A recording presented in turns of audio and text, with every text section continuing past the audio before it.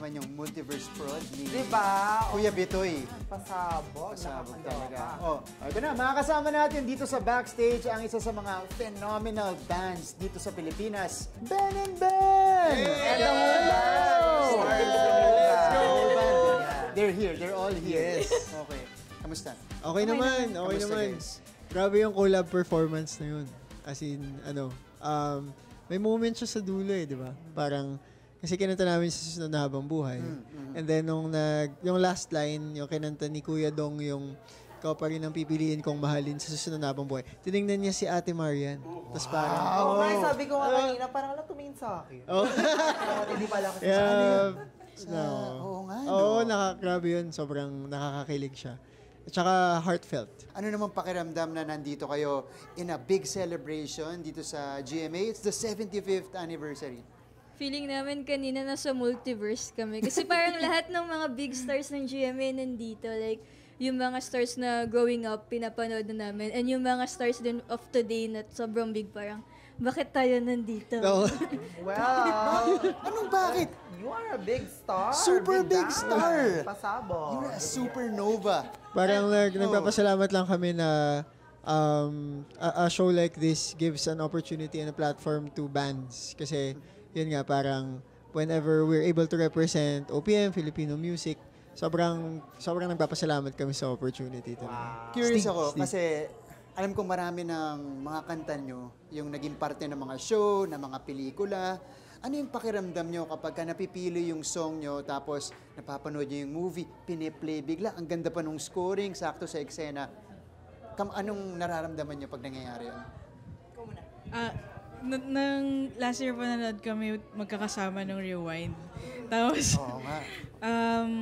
ayun, medyo ilang rolls ng tissue yung naubos namin. Grabe nakakaiyak, no? Nakakaiyak talaga Sobra, yung pagkalat. no? Kasi, parang iba rin kasi na marinig namin sa ibang context yung mga songs na tinutugtog namin. Kasi iba rin siya pag tinutugtog lang namin. Pero kapag nailapat siya sa isang magandang kwento, sa mga magandang eksena, iba yung tama sa amin. Kasi para kaming naging outsider dun sa kanta.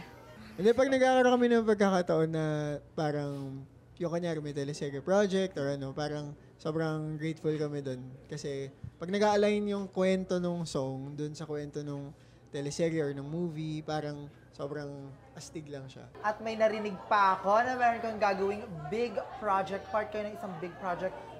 Tell us more about it. Ooh, grabe. Ano tong big project na to? Alam nyo, Ano to? hindi, ano lang. Hanggang saan yung po pwede nyo sabihin? Ang pwede naming sabihin ay ganito. Uy! Ay, ano yun? Oh my God. Yun, abangan nyo. Wow! Abangan nyo kung ano yun. Pasabog. Okay. Yes. Guys, saan namin kayo po pwedeng abangan? Upcoming shows? So we have an upcoming tour. So we're currently touring pero mag-resume siya sa August. Sobrang excited kami doon. I think the tickets just dropped yesterday or 2 days ago. So ang next legs ng tour namin ay sa Baguio, sa Bacolod at saka sa Davao. So yun. So this July and August, catch us on tour. Follow nyo lang kami sa socials to know where our shows are at. Yes, always stream nyo ang music nila. Support OPM. Support OPM. Thanks everyone. May bago ba kayong release? May release ba kayo? Or ayan. release? So, kakalabas lang namin ng song. We just released a song called Saranggola. Wow. Tapos, isa siyang kanta na tungkol sa pagkakaibigan. Tapos, recently nagagamit siya sa mga nag-graduate din. So, kung kakagraduate mo lang, tapos nagamit mo yung song sa TikTok or something, maraming salamat. PBB. At saka sa PBB. Ang bongga, pwede na yung gamitin sa mga teleserye. Ready na. And I love it. Sobrang bongga. Salamat. Yes, stream Saranggola. Let's go. Maraming salamat. Ben and Ben! Thank you so much. Thank you so much, guys. Salamat. Thank you for having us.